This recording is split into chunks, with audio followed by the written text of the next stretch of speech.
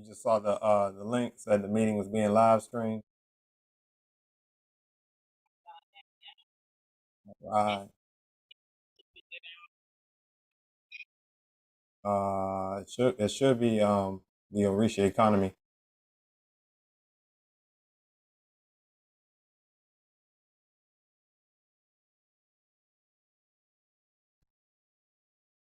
I'm going to sign into Facebook, make sure I'm on the Orisa Economy page, and I'm gonna do it from Zoom to Facebook too. Maybe that'll work. Okay, it's on there now. I see it. It's on YouTube. Yeah, hey YouTube. We Hey. working it now. Y'all gonna catch all of the bloopers. All That's the okay. bloopers.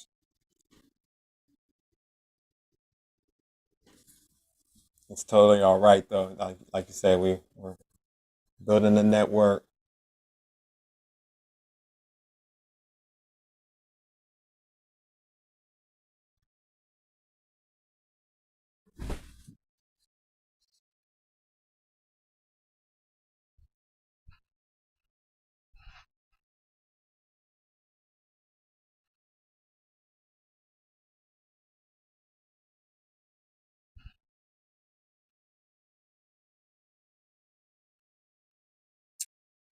There we go. I see you're back.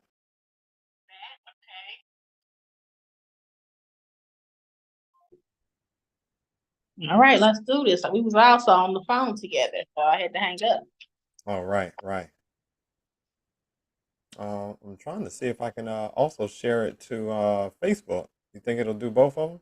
Let's see. You might be being a little I'm asking for too much. I'm asking for too much.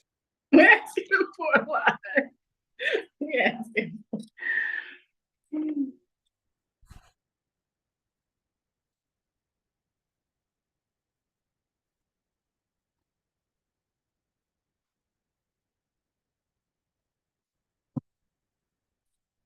Okay. So, Thank y'all for sticking with us. Y'all gonna catch all these bloopers today, and that is okay. definitely. So you are live with the Orisa Economy Podcast. I'm your host, Orimidara, trying to figure out my phone.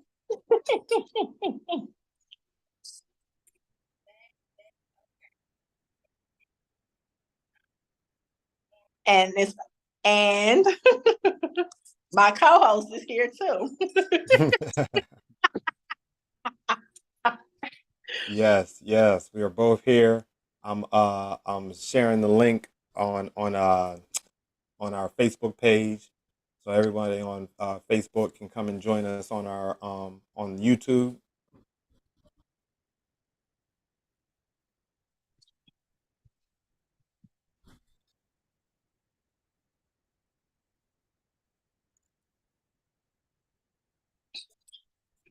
So as we're getting these links out, we do ask that you share with your networks and invite everybody in to join in this conversation. We're gonna do a live Q&A today. Just gonna actually go over some questions that we've had in between today and our initial episode, our podcast launch from last week. And so we wanted to just have, some open dialogue with our listeners, our supporters. And we are also going to let you call in. We have a call-in number for you.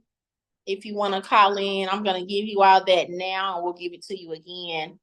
It is 412 423 6144 412 423 6144.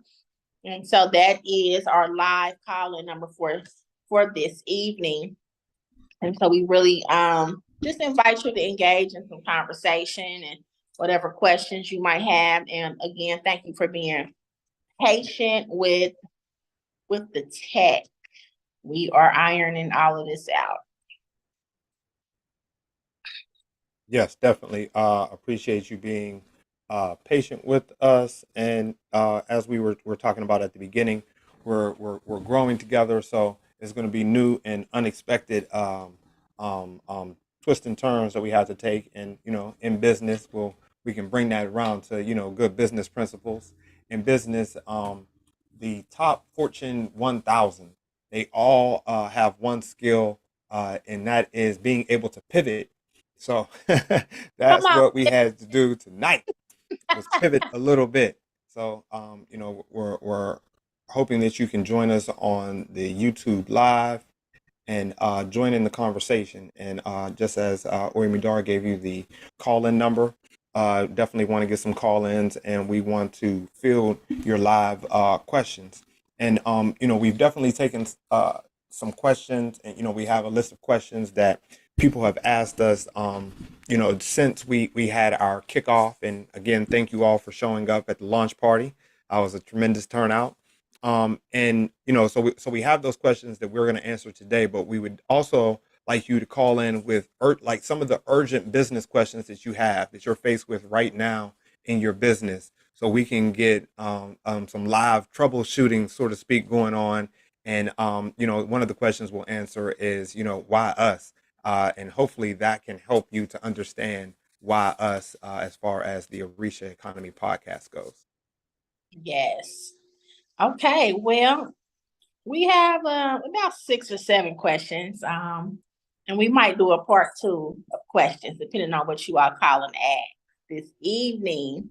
So, one of the questions we've received is really, the first one is, what is Orisa Economy?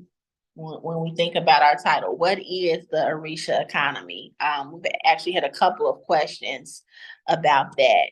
And brother, I know you and I were talking the other day, and we got into some discussion around the textile industry and the weaving of the textile, and how it goes from the beginning stages to the end, to the distribution. Those are some of the things we think about. What else would you say? Definitely. The brass industry, within the School of Orisha Studies, we received an agogo, one of the brass bells. So there's that industry. And then also, when we think about antiquity and we think about the various brass figures and things of that nature that are were stolen and that are in museums and things of that nature all around the world. Yes, yes. So, when we speak of the Orisha economy, we're speaking of just that, the economy that is built around Orisha devotion. So there's even I remember an Odu Ifa that we had within the school that was talking about hair braiding. So that's even one of the industries that creates an insular economy, where there is money that's being exchanged, and it's being circulated within a specific community or a group of people. And of course, what we are focusing on is the Orisha community, the Orisha group of people. And so when we think about in Yoruba land in ancient times, you had these cultures that were thriving, creating fabrics and things of that nature, bead work, for royalty, for everybody, essentially. We also see in that the diaspora, we have those our economies of our own. So if anybody has ever gotten a plate, on Sundays sometimes, or on the weekends sometimes, people will cook, make plates, and you can go and you can buy a plate. And that's that's an internal economy. You have to know somebody to get one of those good plates, and it's good food. But those are things that we have been doing from for a long time within the diaspora, is creating our own economies. So that's the definition of the Orisha economy. And what we hope to do is to foster that economy, right? So we hope to be when I said you have to know somebody to know somebody, we hope to be that somebody that and you're able to connect with us, and we can Hey, connect you to those various pieces to the economy. Ashay. You bring up a good point about the somebody to know somebody. And Mm-hmm. think about our network. That is not the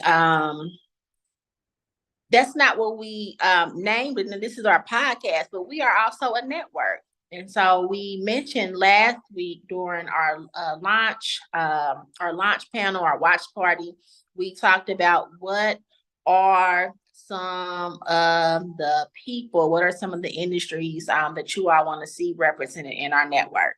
And we've mentioned multiple times that we want to be able to solve each other's problems. So when we think about the Orisa economy as a whole, we're thinking about what are some of the problems you have and come to this network for the solution, right?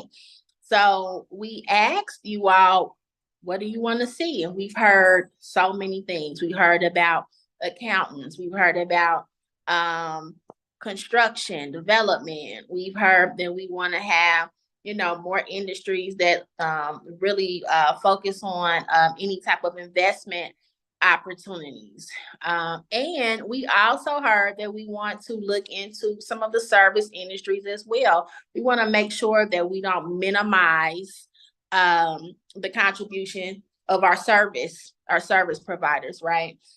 When it comes to coming in and helping us with some of our common, things that we need. They might not be problems necessarily, but we need, house cleaners, right? We need plumbers, we need painters. Like those are industries that we want to see within our network as well. We have a list that we're going to share with you all soon, but we want to definitely continue to hear from you all when you think about the network. What are some of the problems that you have, and what are those solutions that you feel like you cannot find amongst the Orisa devotee community specifically? Mm-hmm. Definitely, definitely. For me, I'm just gonna, some to rattle off some of mine, some of my Rattle, favorites. rattle. Accountants, bookkeepers, so CPAs, bookkeepers, if you're out there, definitely, would love for you to join the network. And when we speak about this, we're talking about Orisha devotees, and we want to highlight Orisha devotees, but that doesn't mean that you have to be an Orisha devotee necessarily to join the network. Because we are trying to empower ourselves as a community. So the communication and the networking, we definitely want to encourage that as well. So if I'm getting ahead of myself because I was thinking of some of the stuff we're gonna go over in a second, but I'll leave that alone. So uh, really, what I would like to see in the network are people who are focused around finance. So some really good attorneys, and attorneys in various fields, right? So attorneys in real estate, attorneys in business, but also attorneys in things like divorce, right? Because we have life situations that happen, and someone who's able to understand both the technical side from their career expertise, as well as the spiritual side, and even combine that with the emotional side, just how a someone of how an Orisha devotee may grieve, another Orisha devotee may be able to understand that process a little bit better. So, attorneys in that sense, and then we have one in the school, but from our original panel discussion, I've really started to think about people who are in the death industry, or who help with grieving and things of that nature. So, pallbearers and burial services. Just it really is interesting to me and intriguing to me when we think about what would a traditional burial look like for us in the diaspora if we actually had a network, where in various regions you could make sure that if you were an Orisha devotee, that the rites would be carried out after you were gone. Regardless of what your family may not be all the way into what you're into, but having that service available. So, what are some of before I read the list? What are some of the people you'd like to see in the network?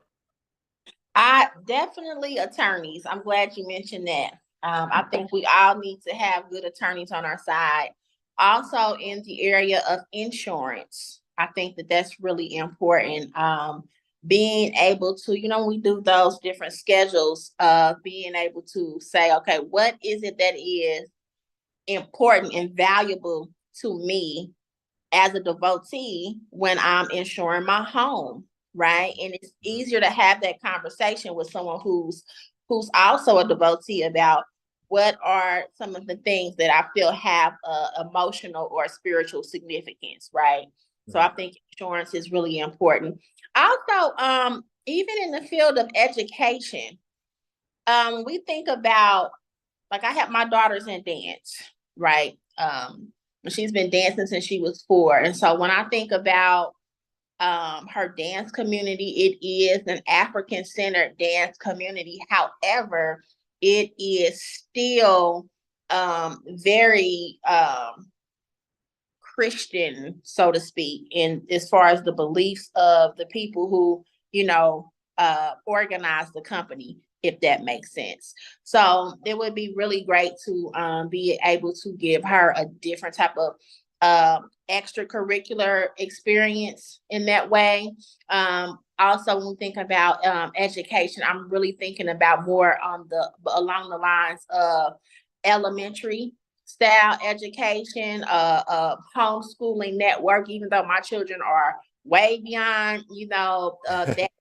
Mm-hmm. I think that it's important because there are just things that happen within our spiritual tradition that it would just be easier to communicate and have a better understanding. If maybe I don't want to do the homeschooling, but I can send my children, my grandchildren to a network of homeschoolers who understand and who get it. Also along the lines of consulting. And I'm talking about consulting in different areas, not just business, right? There are all different types of consultants that I think would be really good for us to be able to have within the network. Different specialized pockets of knowledge, I think would be great. Also in the hospitality industry, and I'm not just talking about like short-term rentals. I'm talking about hotel development, right? Things like that. When we think of hospitality in the way of travel, like the actual transportation piece, right? When we think about what if it was like a private jet, owner, right? That's a devotee. Or we think about limousine services, things like that. Like, these are all the things that we need. Event planners, just that a range of things. Also being able to look at people who have the ability to call on other people, like an intermediary for investing, right? Big time investment, right? Not small, but just some real money, being able to connect the dots. And it would really be good. This is probably a stretch, but on the political front, like who is, speaking on behalf of devotees? Do we even have a voice? Like, are we recognized? Do we have any type of like political push or power, like, for instance, Christmas is coming up. Everybody's going to have Christmas off, and that's great. I'm glad, right? However, what about our holy days, our significant, days, things like that? Mm-hmm. Speak for us as a whole, which is going to take a lot of coming together on our part, but I envision that to be something that's really exciting and something that our great grandchildren can enjoy because of what we do today. Hmm. That's beautiful. I love all of those ideas, and it definitely makes me start to think about some of the little nuanced things that you don't really think about. For instance, during my Odunfa celebration, I wanted to get the Odu on the cake, and we sent it in, and the people were all like, "Oh yeah, that's no problem." I forget what they asked. They called and they asked us about something, and we were like, did you need any help or understanding how to put the marks? And they were like, "Oh no, that's the easy part. We just needed this other thing." And then when we get the cake, it's just like lines at the bottom of it, like the number one just all across the bottom of the cake. So it's like, yeah, you definitely didn't understand what we were looking for right there. But to have somebody like that, an Orisa devotee who is working in the restaurant and understands taboos and things of that nature when it pertains to food, that definitely would be a plus. um, so I just wanted to read the list that we have received from someone, and just so everybody can get sort of a high level view of the multitude of different services and businesses that we're hoping that we have within the network. So we have professional services like we just spoke about, attorneys, people who can do business tax, or attorneys who are proficient in business, tax, international law, civil law, etc. People are Orisha devotees who are involved in the banking and the finance industry, wealth management, sports management. That's a interesting one. I'm a huge Steelers fan, and we have a player. His name is Ogunjobi. Yeah, so I love when he makes a good play. And then we one of the good brothers we have in the school, I noticed this name of one of the, I believe he's a Chicago Bull, but his name is Ayo Dosumu. So, that's just interesting to see, how many Nigerians, and I'm not saying that there are Orisha devotees, but, it's a lot of Nigerians and things of that nature in the sports industry. And I'm sure there are, sports people who are Orisha devotees. Asana, I know there's a MMA fighter, or maybe he's just a boxer, but I know he wears the ileke and things of that nature a lot. So that was sports management, marketing and branding. Orimidara, we definitely have that in the in the network already. Public relations, interior design, architecture, manufacturing, technology creation or consulting, app development. That I know that's a big one, just with the whole push to get people to learn how to code. Engineering, so civil engineers, electrical engineers, architectural engineers, software engineers, construction contractors, commercial real estate, land development, title companies. That's a really big one. It's one of the areas in real estate that is often underlooked, but that it's good money to own your own title company, especially if you combine it with some type of real estate investing. Property management, venture capital, stocks, bonds, securities, cryptocurrencies, NFT, monetization, etc. So, just going to touch on these last, and then we can move forward. But when we speak about cryptocurrencies and things of that nature, Bitcoin and NFTs, those are sort of they're disruptive technologies, and they're disruptive services. So I say that in the sense of those are areas where you're sort of free to be who you want to be. So with cryptocurrencies, there's no trace, right? It's just a ledger number. So you're just looking at numbers, and you don't know the demographic of this person. You don't know how old they are, what race they are, what sex they are, and things of that nature. So that's a Right. field where we have a little bit of leverage, because they don't know who we are, and they don't know what our planning is when we speak about cryptocurrency. So it's a area where we can sort of be ourselves, as opposed to in some professions, like you could be an Orisha devotee, but in being a lawyer, most of the times, when you go to court, you're probably going to wear a suit. You might not wear your agbada, but you're still an Orisha devotee, but those types of businesses and jobs, they sort of hinder us really being who we are. Yeah. I think that's something that we should be mindful of too. And we also should communicate to our viewers as well, our viewers, our listeners, that we understand that maybe you are outward with your devotion and who you are, and maybe you're not. That's okay.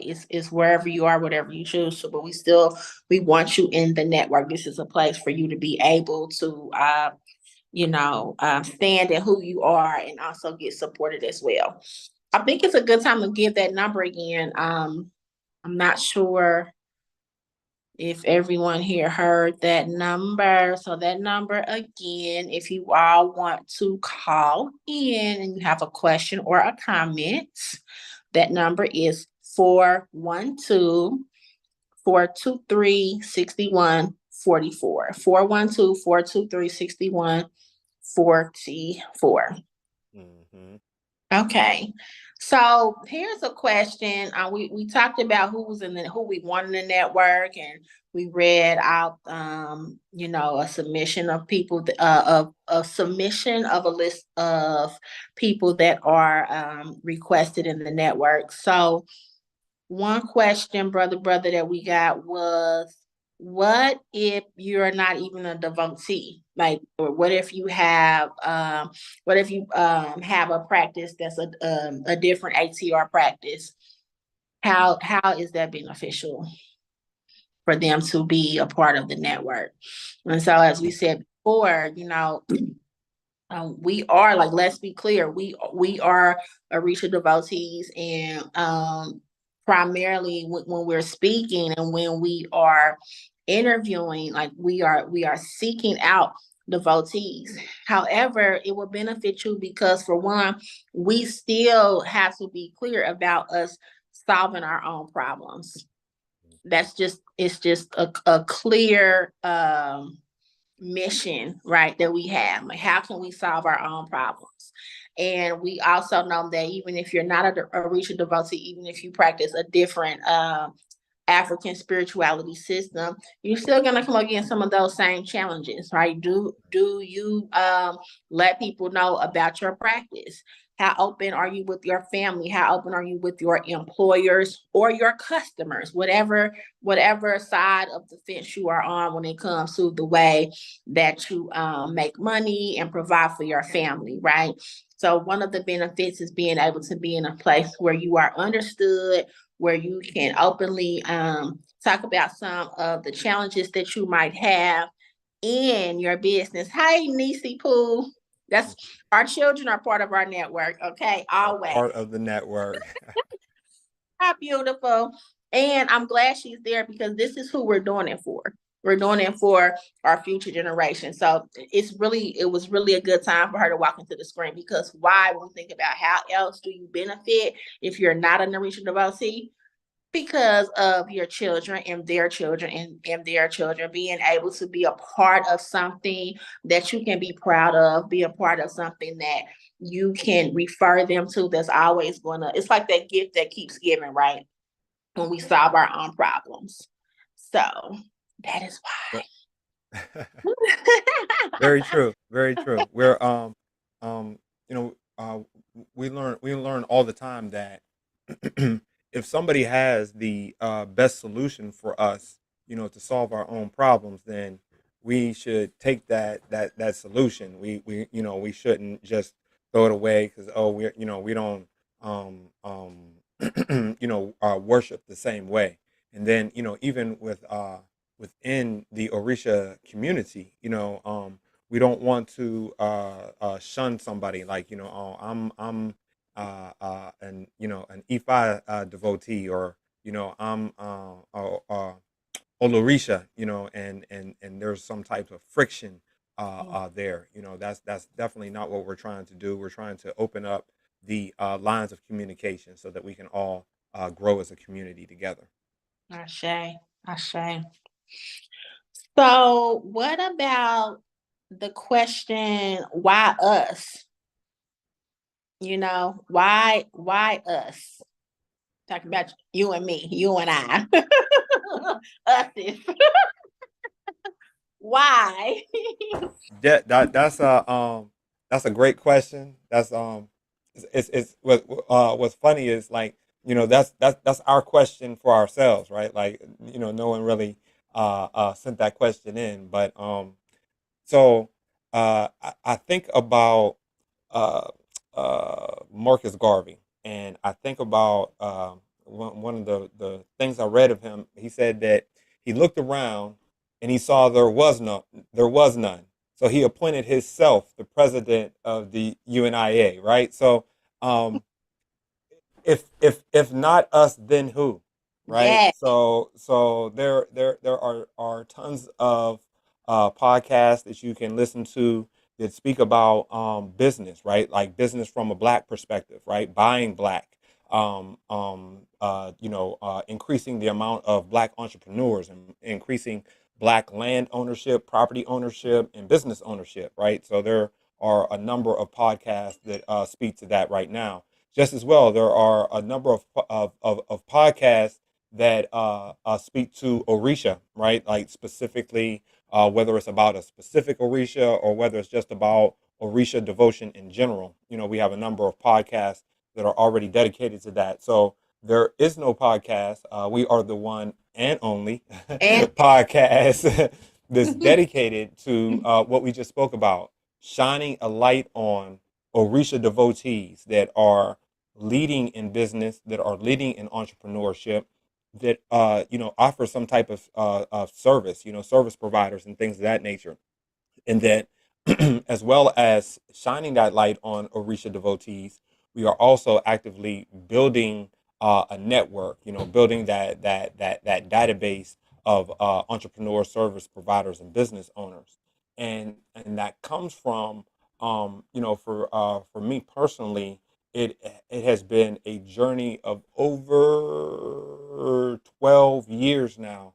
So my oldest daughter is 10 years old, and a few years before she was born, I had started to think about started I was young, and then I started to think about the future, right? Like I realized, like, oh, there's something happening past next weekend, and once I started to think about those things, then that's what led me to investing. And then when I found out that my wife was pregnant with our first child, I was like, oh, okay, like this has to happen now. Mhm. So there was an article I read, and at the time it was saying that if you made $80,000 per year, or if you had $1.2 million, you could live off of the interest of that money, right? Like you didn't have to go to work. If you just put it in the stock market, you could live off of the interest of that money. So I was like, oh, okay, goals, hashtag goals, right? Like I just want to live off the interest of money, right? Like that's always been my uh, inclination, is to make money work for me as opposed to me doing a whole lot of work for money. So that led me on a journey, a long journey. I started with real estate investing, and then that took me into what we were just speaking about, short-term rentals. And then later, I started helping real estate investors find money for their real estate deals. And once I started doing that, I realized, like, oh, this is an industry in and of itself, is helping people to find money. So I realized before, where you may be selling homes, as a wholesaler or something, a fix and flipper, you sell homes. Well, I began to sell money. I can get you money at this specific rate, and for doing that, I received a commission or pay. And I just dove into that. It felt like, oh, this is what I'm here for. And once I joined the School of Orisha Studies, and Baba Bafemi supported me in really shaping my vision, and really thinking even longer term, in the sense of not what was I going to do when I was old, but what type of legacy did I want to leave? And Mhm. that was a legacy of my family being a financial family, being a family that supports our community in the sense of helping all of us to achieve financial success. And I do that specifically through helping companies to grow through mergers and acquisitions or helping them to find financing. Ashe, Ashe. And so when we think about that, because we've heard that when we think about the network, like our first episode, we were talking about how we start a lot of botanicas or different like service industry business. It really helps to paint a bigger picture that we are involved in so many different industries, right? That we have aligned ourselves with so many different interests, so many different ways uh, to not make money, but also to grow our money, Mm-hmm. and areas where we can invest our money, and it also helps to be able to know that we can help to invest in each other. Mm-hmm. Right. So when I think about how I got started, I was really first of all, I was young, but thinking about the legacy piece, like that's my motivation. My Mm-hmm.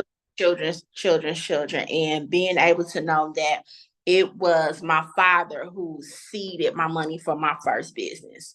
And so my thing is, I want to do that for my children too, and my Mm-hmm. grandchildren. Like I want to help them to start whatever it is that they want to do, because I believe that you should fail fast. I think that it's okay. Like if you mess up, you start over.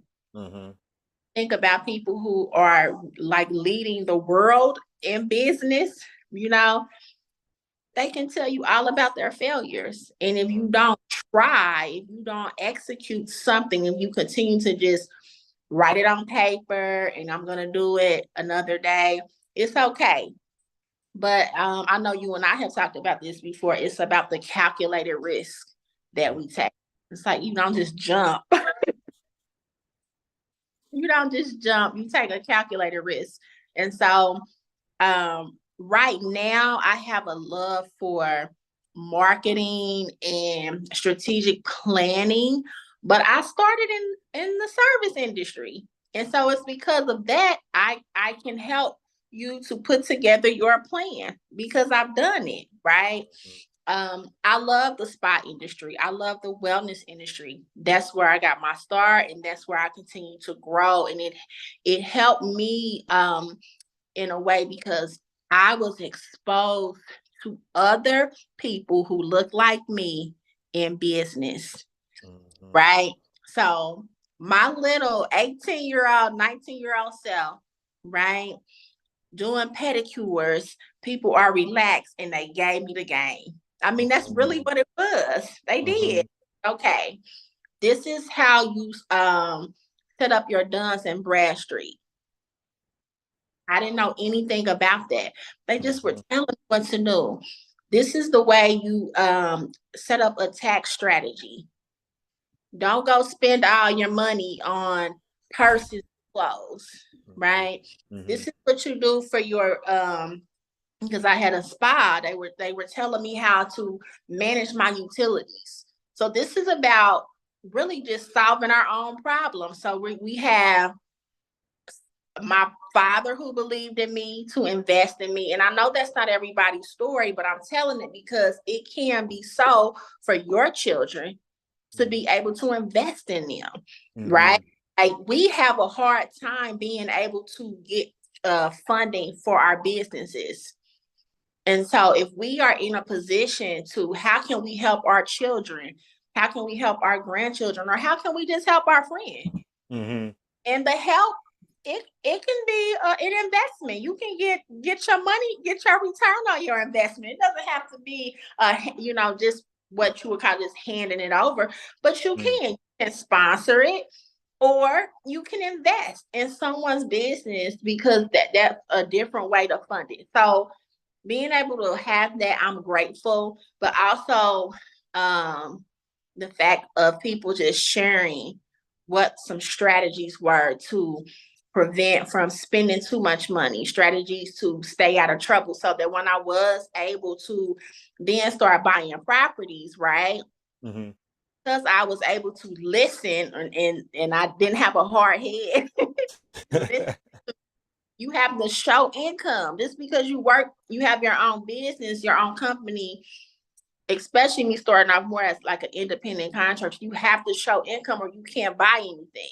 You can't go get a home if you say you don't have anything or you haven't set yourself up to strategically plan out your taxes, right? And being able to build business credit, like all of those were just things that were kind of like coming at me, and I really didn't understand. I just was obedient, if that makes sense. Definitely, definitely.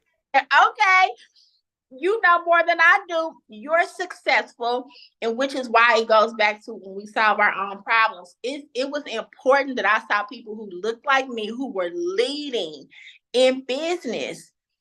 And we're talking about men, we're talking about old school, we're talking about new school, women in all different sectors too, just really pouring in. So I think it's important that we pour into each other, we hold on to each other, we invest in one another. And so we think about why us, because we've experienced it. And I'll be the first one to say I failed.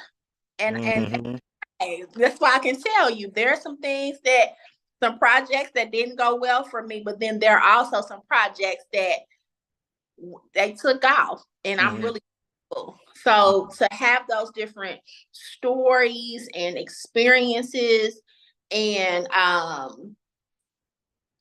those relationship assets, it helps us to be able to share those with you. And also the added piece of how we know that when we combine our knowledge and experience with the fact that we have a good teacher, we have a good Oluwa, right? So we combine that with our devotion.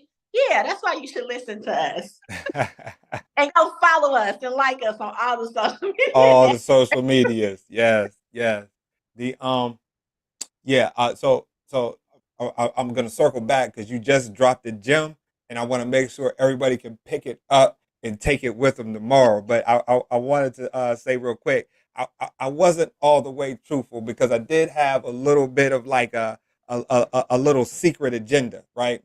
And my secret agenda was I talk business all the time, right, with my wife, and like I began to see the extended amount where she would stay on her phone, like before she just put the phone down, then I just keep talking, she just keep looking at the phone. So okay, I'm gonna leave her alone. So this is a little outlet for me to be able to talk more business. and Orimidara is super creative and just like unique in the way she approaches business, and it's just great that we get to have this time where we discuss business. So that's like my secret agenda. But I wanted to circle back because you gave the people's a gem, and I want them to really grasp that, right? So you talked about Dun and Bradstreet, and that is like it's super interesting. But like I talked to a lot of people who just don't know what Dun and Bradstreet is. So can you let people know what is Dun and Bradstreet, and how can they get it for their business, and why is it so important? Yeah. So when we know about our personal credit reporting agencies, right? And so Dun and Bradstreet it's about your business, right? And so if you have a company, you want to go in to the Duns and Bradstreet website, and you're going to register your company with them, and they are going to start reporting about your business, right? To the business on the business reporting side. It's totally separate. It has nothing to do with your personal credit. So if your personal credit isn't great, your we say DNB. I'm just gonna say DNB. Your DNB is going to have nothing to do with that, right? And so you can also go on there and ask them, who they can report to, right? So once you start building your business credit, then you'll be able to have a a DMB profile. You'll be able to have your DMB score, and that's going to help get you access to all types of money that you probably can't get personally. The other part of that is, of course, so for instance, if you have a mortgage, right, you're not, more than likely, you're not going to be able to go out and get a second mortgage under your personal credit. But if you want to get some credit under your from your business credit and using your DMB profile, they're not going to look at your personal credit as long as you follow the correct steps as far as not putting your social security number on there. You want to make sure that you don't put yourself as like a personal guarantor on your business. Now, it takes steps. Like, I didn't go through step 1 through 10, but that's basically what that is. It's your business credit reporting agency. Okay. And so what you might not know is that once you set that up, that's where a lot of business, that's where a lot of creditors go for business credit. They go to your DMB profile to look you up and to see what is your track record of paying. How much business credit should they give you based on your DMB profile? So it was actually my accountant who told me to set up my DMB number, right?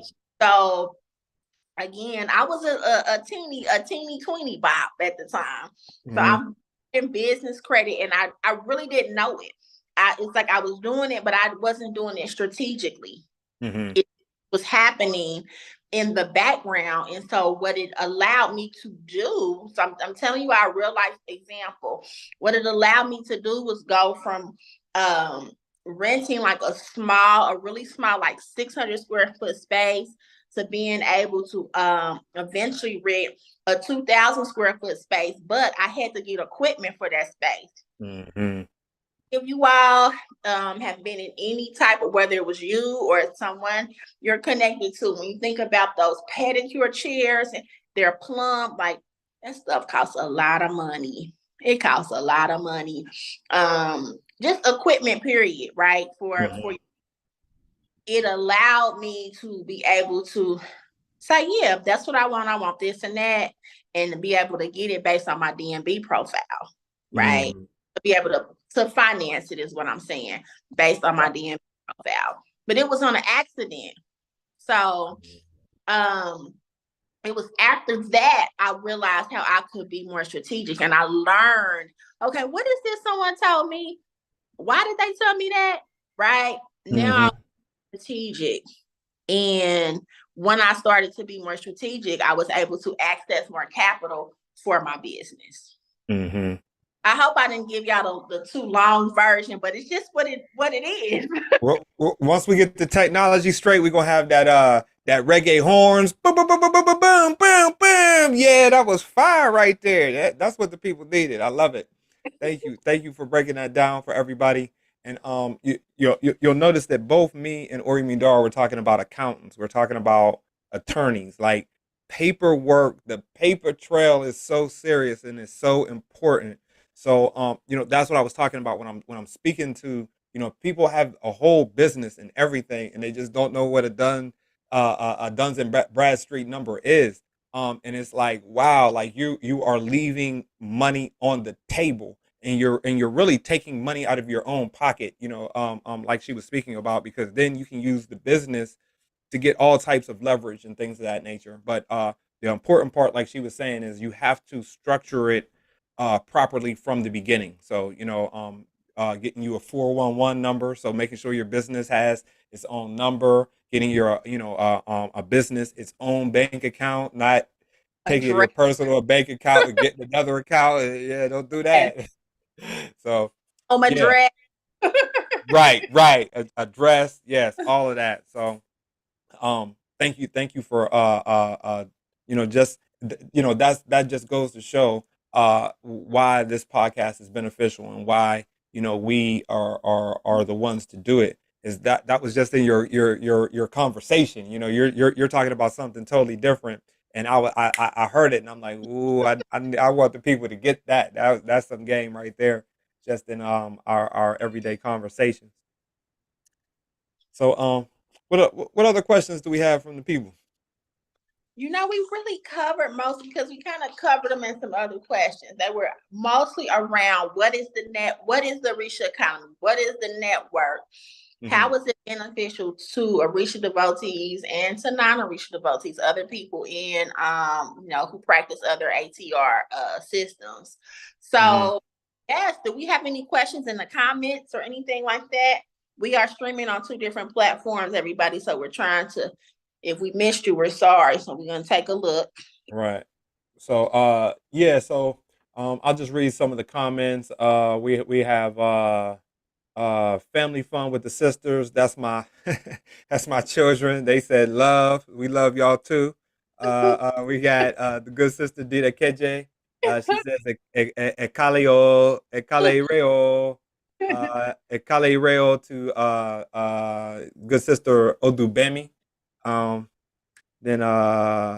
that's the good sister Kim. My sacred Yanni streaming. Great information, sister and brother. Thank you. Adupwe. We got Odubemi. She says, y'all dropping gems. Adupwe, Kotopweo. We give thanks. And Dita Keji says, the paperwork and legality has to be in order. So that was some of the comments that we had on YouTube. We give thanks for those. If you don't have the ability right now to call in and ask your question live, then you can go ahead and drop it in the YouTube and in the chat, and we'll answer questions from there as well. Yes, if you all have any questions, we are really grateful that you all are hanging out with us this evening. And so just so you all know, every Monday will be a new episode. And if you know somebody who you think would be great as a guest on the show, tag them, send us an email to media@orisaeconomy.com. That's media@ORISA economy.com. You can send us that there. Be sure to follow us on Instagram and Facebook at Orisa Economy, and please subscribe to our YouTube so you'll know when we're going live, all of that good stuff. And so we are pulling together the network now. Also, sponsorship. If you want us to shout your business out, then send us an email, or you can put it in the comments so that we can shout your business out during the show. We have packages that are basically inclusive of, they're monthly packages, I should say, monthly packages. And so we have, like I said, every Monday we have a new episode. So we will shout your business out. Not just shout you out, we're gonna, give them the links to your business, or even if it's not, say you have an event, especially if it's an event that is something that's targeting Orisa devotees, you have a festival or something coming up, let us know, especially if it's coming up in the next few months, we can help you start promoting it. That's something to think about as well. Anything like that, let us know. What we got? We got any questions? We don't have any more questions. I put the call-in number in the chat just in case we have anybody that wants to call in there. Okay. Perfect. I don't have any questions just yet. Okay, perfect. So let's see here. Oh, okay. So another thing, when we're thinking about going back to our network is not just a business directory, like we said about events. It's for listing events, and it's also for kind of a classified, like a wanted section. Maybe you're hiring, maybe you are looking for a certain provider, maybe you're looking for an investor, maybe you're looking for an elay. We don't know what you're looking for, but it's another way for you to be connected in that way. Maybe you are moving and you want to connect with people in a different state, a different country, that's another thing that we are trying to build out with the network as well. So we really want your input about the way you all envision a network and how it would be supportive to you. So we are welcoming all the calls, we're welcoming the emails, welcoming the just whatever supporting ideas that you have. This is our network, and we really want it to be reflective of something that not only we can be proud of, but we want you to be proud of it as well. Very true. Very true. We got Uncle Baba Ifadara Adesina. He says, Modupeo, sharing vital information for newbies. Kotopwe, Uncle Baba. Hey, Uncle Baba. Yeah. Give thanks for the support of everyone. So we're we're encouraging everybody to call in with some real tough business questions, try to stump us, have us sitting here like, I don't know what's going on. I don't know what to do with your business. Yes. But yeah, you can call in the number again. I just had it. It's 412 something. 423-6144. 412-423-6144. Somebody just call in just to test the line. Make sure the phone's working. I know. Where is our family? Y'all all in the chat, and we appreciate it. Definitely.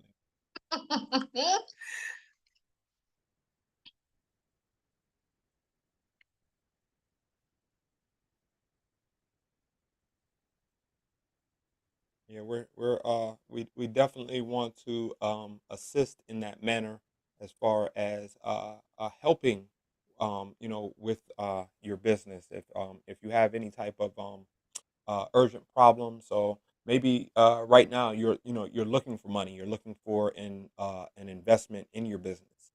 Maybe you're looking for more customers. You would like some ideas on how to market your business. Oh, we got a call here.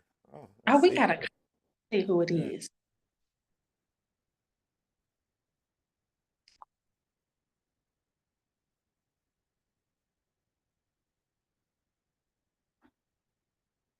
Okay. Hello, thank you for calling in. What's your name and what's your question? I was just calling to test this line. Give thanks, Uncle Baba. Uncle Baba. Callie, you guys are doing a wonderful job like always. Give thanks. Thank you. Yeah. Heard me, Dara. Uncle Baba. What they know about Girl, how you doing? Uncle Baba? What they know about them Doras? What, say that again? She said, "What they know about those Doras?" They don't know nothing about that, but they gonna learn. Hey, Uncle Baba, thanks for calling in. Yeah, we definitely give thanks for you calling in. First time I ever did a call in. Nice. Where from? Oh yeah. Tell the people where you calling in from. I'm calling in from Brunswick, Georgia. Beautiful. Shout outs to Brunswick, Georgia. Right. All right, Thank Uncle you. Baba. I'm gone now.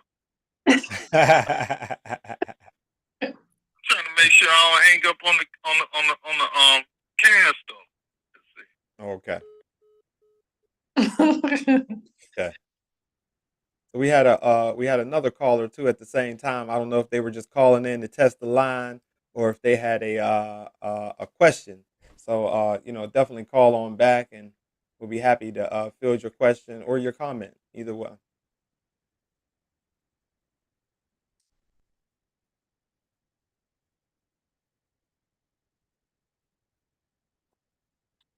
Yeah, we had missed a 713 number. That's what I thought I was answering actually. 713. Mm-hmm. That's Texas. Texas. That's a Texas number.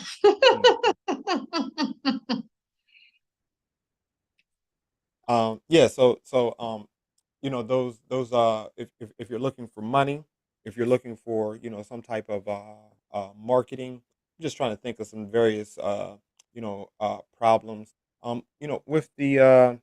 With the holidays coming up, that's always interesting. As an Orisha devotee, I know we spoke about the botanicas and things of that nature on Yeah. our last episode.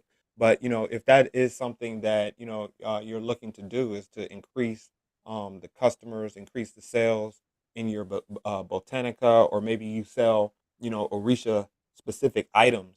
Thinking of various marketing and branding things that you can do for the holiday season, which definitely is not in congruence with Orisha lifestyle. Well, you know what? I tell people the holidays this time of year can be stressful no matter what your path is, right? Because it's just the world that we live in, right? It's stressful, but if you are a business owner, listen, if you don't take advantage of these Black Friday sales, it don't matter what you practice.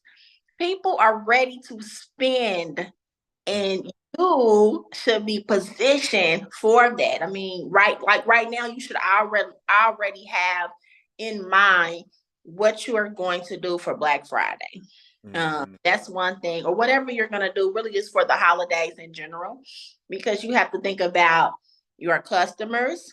And even if your customers do not celebrate the holidays, they still want a deal. Mhm. They still want a deal. So, It's like, Black Friday. yeah, like I know I need another. I got an alarm, a different alarm system for my house around Labor Day. Hmm. I want one for another property. I'm going to be looking to see what's going on Black Friday, right? So you can be strategic also, even from a consumer standpoint. What are some things that you need, not impulsive things, but things that you really need, that there are going to be deals. People are going to be ready to spend. So your business should be ready to go for that. Also, we're in the fourth quarter, and so we're going into a new year. So you really also should have in mind, okay, what are your plans? Like, get your plan together, be ready to pull the trigger on all things, not January 1, but now. Right. So if you want to have a better tomorrow, you need to be planning for that today. Be thinking about how much money do you want to make in the coming year, but more importantly, we're still in this year. Like, how are you going to close the year out? Like, looking at your numbers. Like, you should know how much money you've made up to today, and be thinking about how much more money that you need. Right? Like, all of those things. Like, let's go. Y'all don't have no questions. I'm ready to tell y'all. You ready for it? You ready for it? Yeah, that's definitely Like, that's. let's go. Yeah, I'm chopping at the bit with you. I'm chopping at the bit with you. I was as you were talking, I'm brainstorming on some things just to give the people, moving into the end of the year. Definitely, some type of planning is definitely in order. So we have a call from ATL.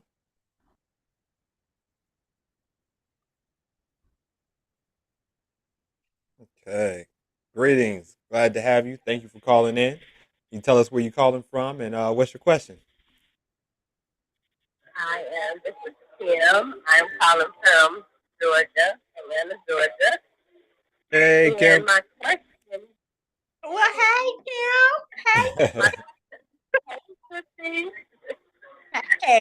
so my question was, you're talking about funding. I have had my business for 8 years now, but I am actually, I already have like my DUNS number and have established business credit. Um, but I'm looking for funding, and my credit isn't the best, and I kind of messed up my business credit too, a little bit. Hmm.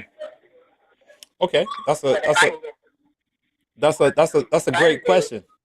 I love the question, and so I would go back to what Orimidara was talking about earlier when she was speaking about the equipment that was utilized in her spa business.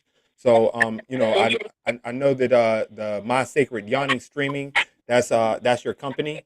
So, Yes. one of the things that I would explore, just as a high level thinking, without getting any numbers or anything like that in your business, is what does it look like if I were to look into equipment leasing, right? So the value of the equipment that you have within your company, they sometimes they can give you a loan up to 70% of what the value of that equipment is. So, depending on, how much that is, and, what type of money you're looking for, that, could be a potential option that you may want to explore.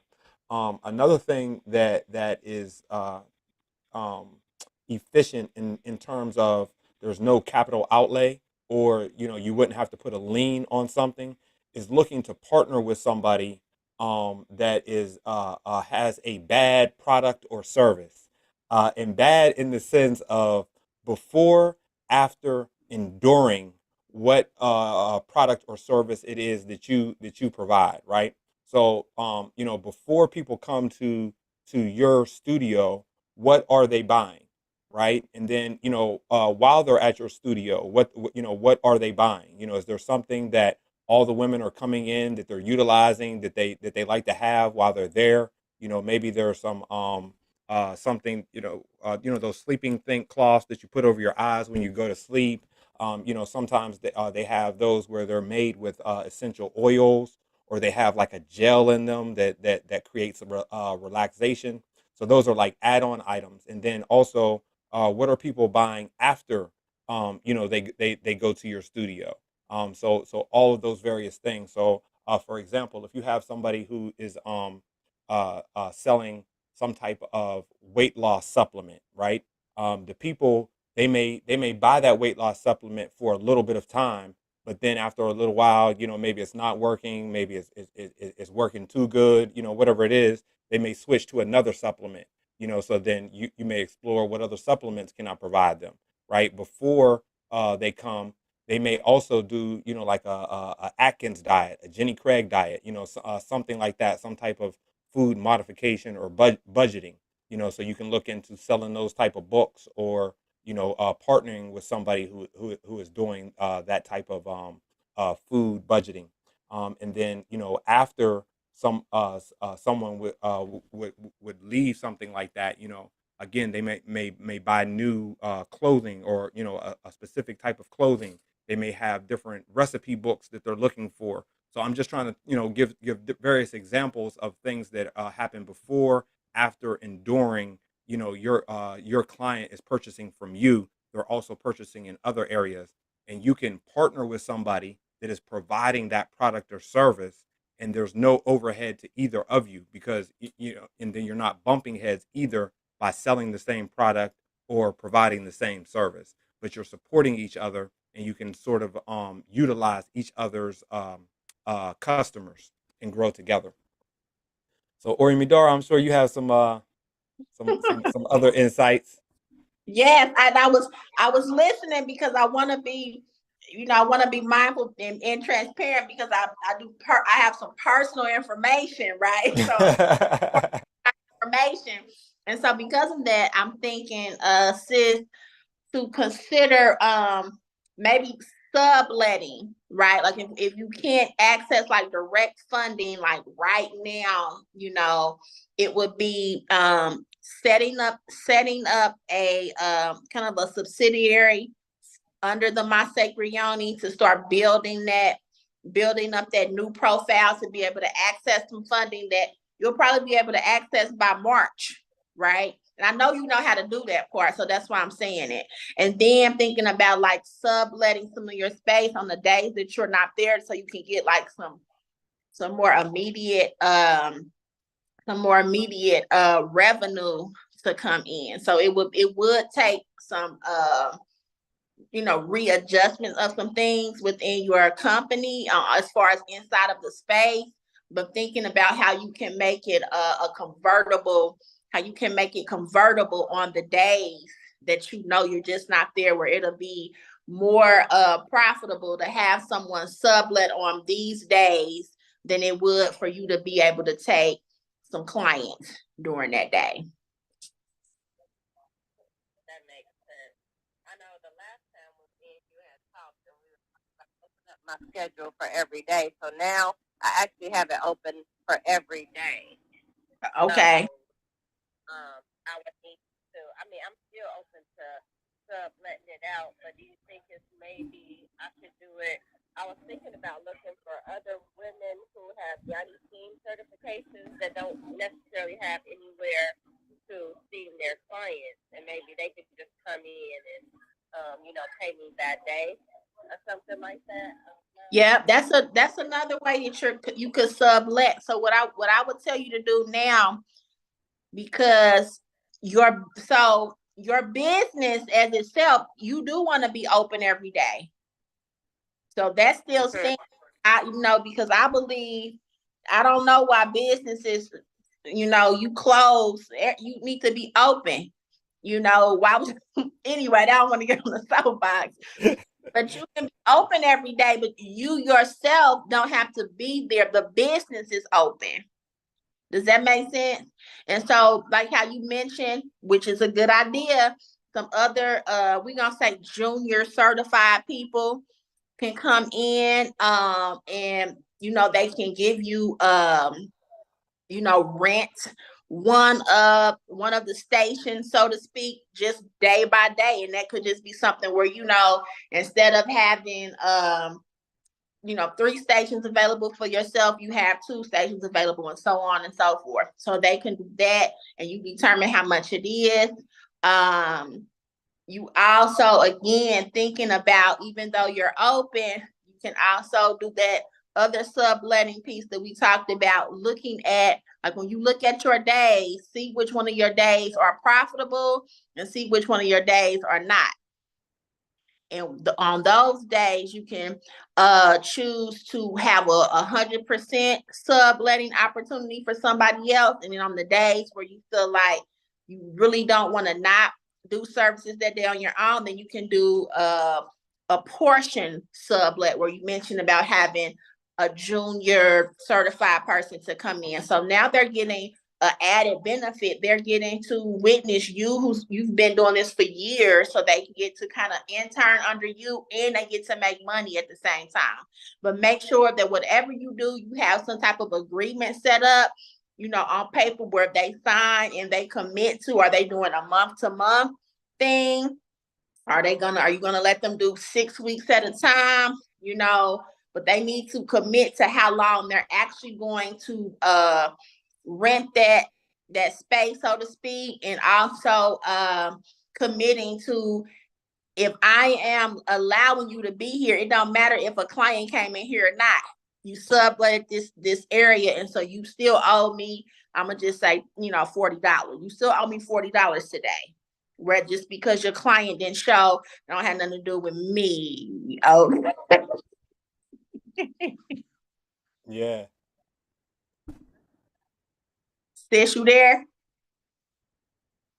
Yeah, I don't know if I'm turning it down. Here we go.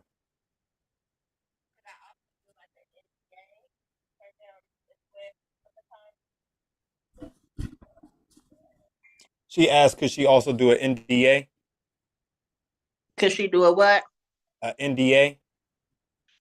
Well, usually if you're gonna do that, that's usually with employees for the most part in your situation. But if you do something like that, I would really be careful in the way you word it, because like it might not be as enforceable as you think if they're renting space, if they're an independent contractor. Most of the time when you do those, it's because it's somebody who you've actually like trained and gave them all of your trade secrets. So it just depends on the way you set the relationship up. If you're gonna do a commission based thing, which means now they're using your materials and supplies and your space, then you could set that up. And you can put some terms on it as far as how long that's going to be enforceable and how many miles it's enforceable, so to speak, you could do that. But it just kind of depends on the nitty-gritty part of how, if they're going to be paying you for space, or if you're going to have more of an employer type relationship with them.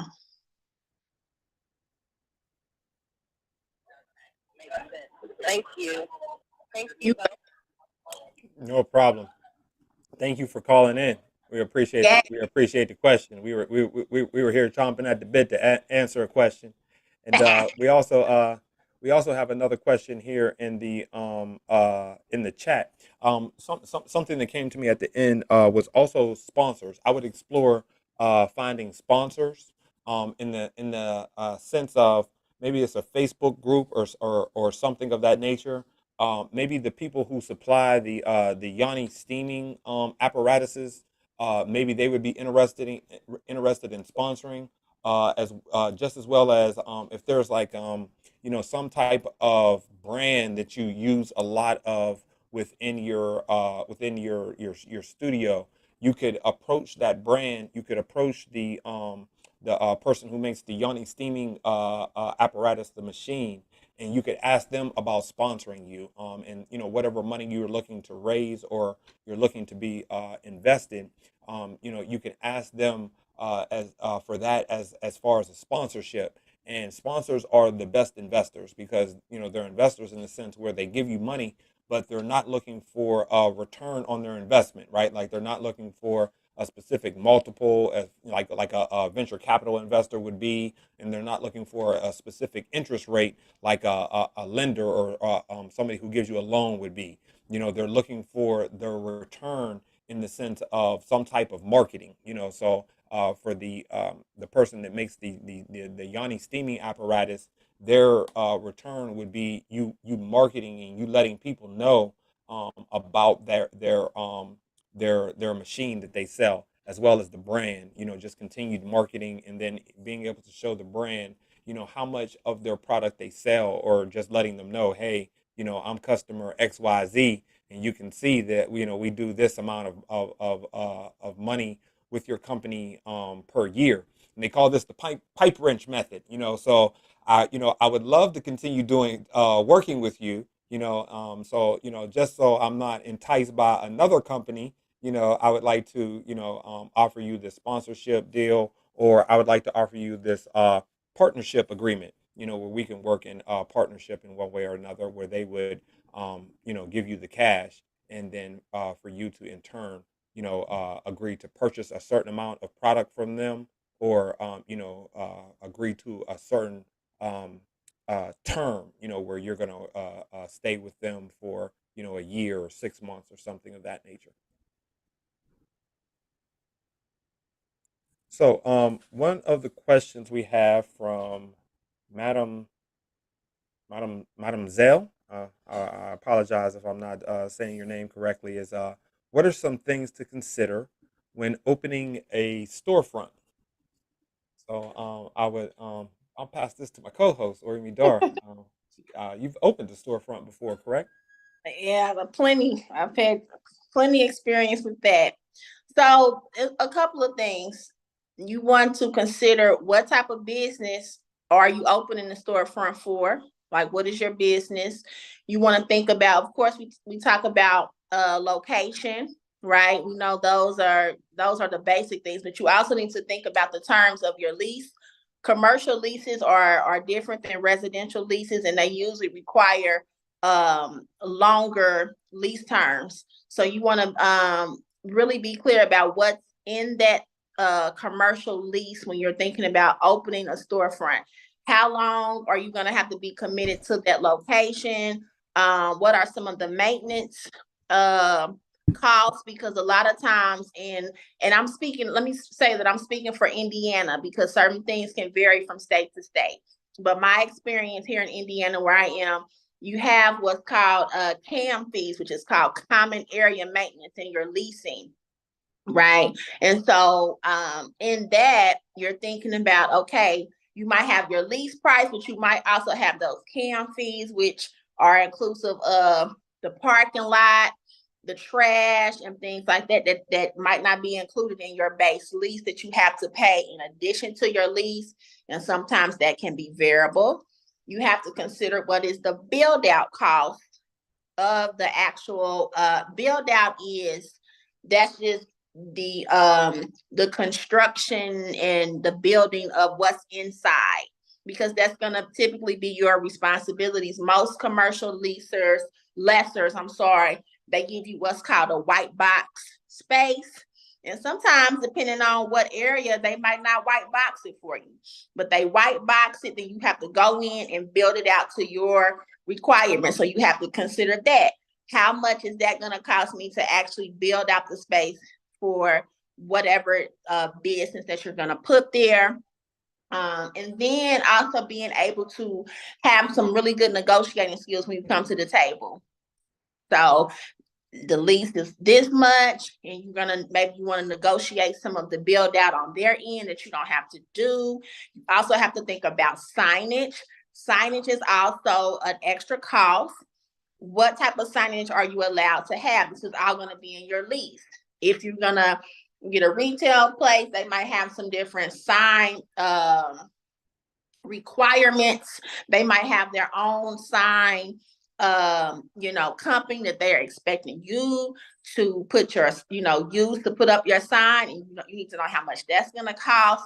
And then when you see them the retail places, if you're in a retail plaza, you see where they have the signs that's kind of like in towards the street. You'll notice that all the businesses don't have a sign there. That's because you have to pay to rent that put your business sign there, and that's another cost. So you have to pay for the design of the sign on your building and on the main signage, and you have to rent that spot. So that's something to consider. When you think about a brick and mortar, the parking, you need to consider what that's like. It's also good to just kind of ask some of the other tenants what their experience is with the management company of that place. I will Google the management company to see what type of reviews they have from other retail places that they own. Another thing to consider as well when you're thinking about that is, okay, what is my contingency plan?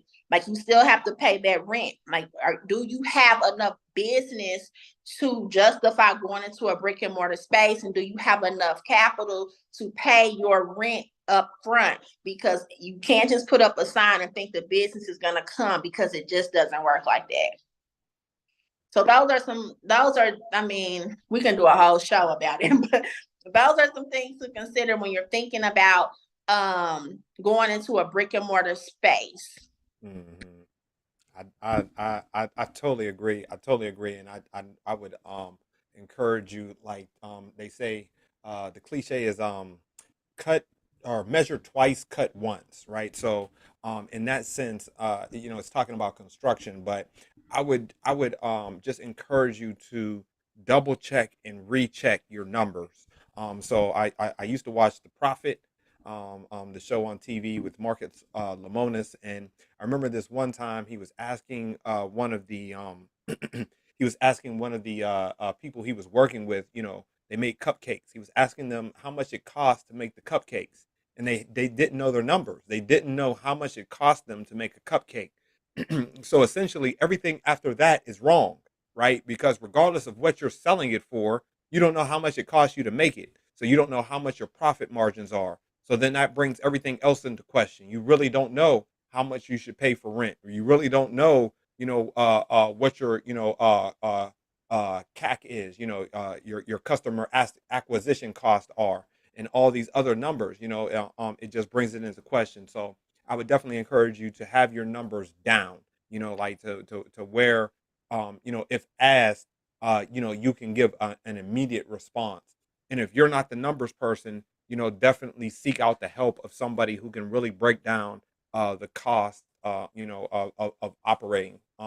So where I grew up, I had a good friend that opened up a Caribbean restaurant, and definitely encouraged them, wished them success and things of that nature. But where we are from, there is not a lot of Caribbean clientele, right? So because they love the food, I personally love Caribbean food, right? Like we the only two people that is going to patronize this spot, so it wasn't long before they went out of business. So I always encourage people uh because you have the idea, right?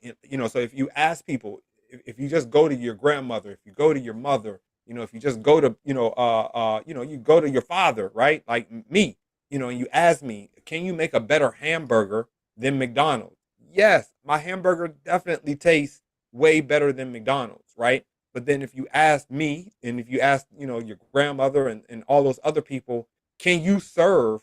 I think at one point, like all the McDonald's restaurants said, serving a billion people a day, or serving 1 million people a day, or something like that. Like, can you serve 1 million people a day?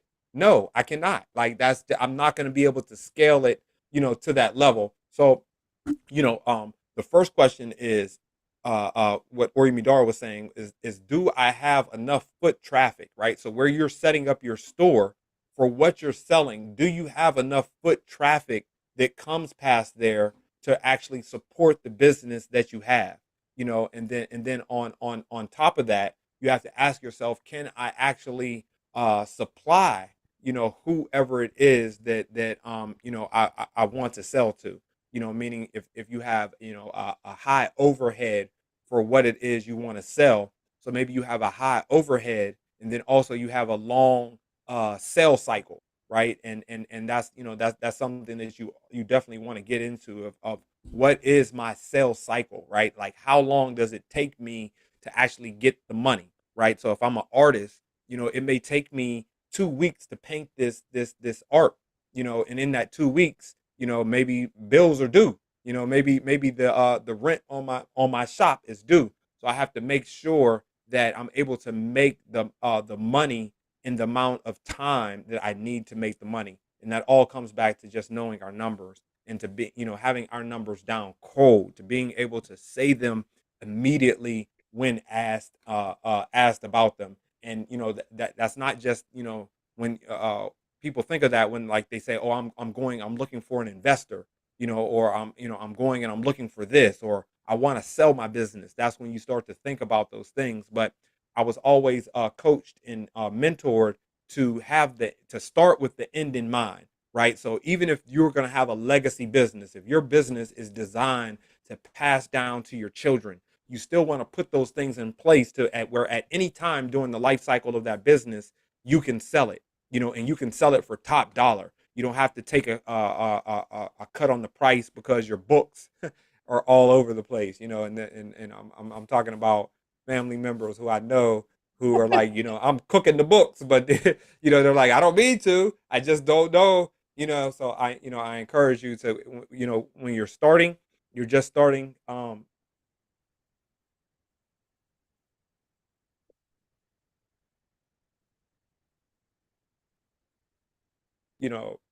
rear their ugly head.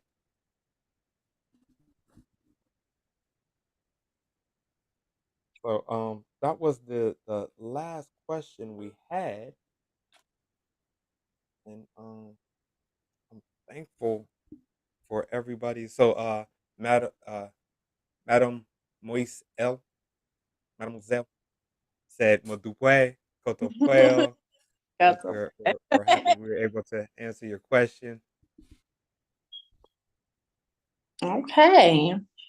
Well, we are so excited that you all joined us and asked some questions this evening. Yes. And again, thank you for bearing with us in our technical difficulties. That was me personally. I'm young. I'm not gonna give y'all my age, but I'm young. Now But for that was some reason, we did together. That was our thing, and we out for bearing with us. definitely thank you. Had me feeling like I was 80 years old out here, though. I was, how you work this technology? It's a computer. Man. Oh goodness. Yeah. So we will be back here next Monday. Not necessarily live, but we'll have a new episode next Monday. Mhm. So we do like engaging with you all. So we will do this more often. So make sure you follow, like, subscribe, all the social media sites at Orisa Economy. Yes, yes. And we will see you all online. Thank you for showing up for us again. Adabo. So double.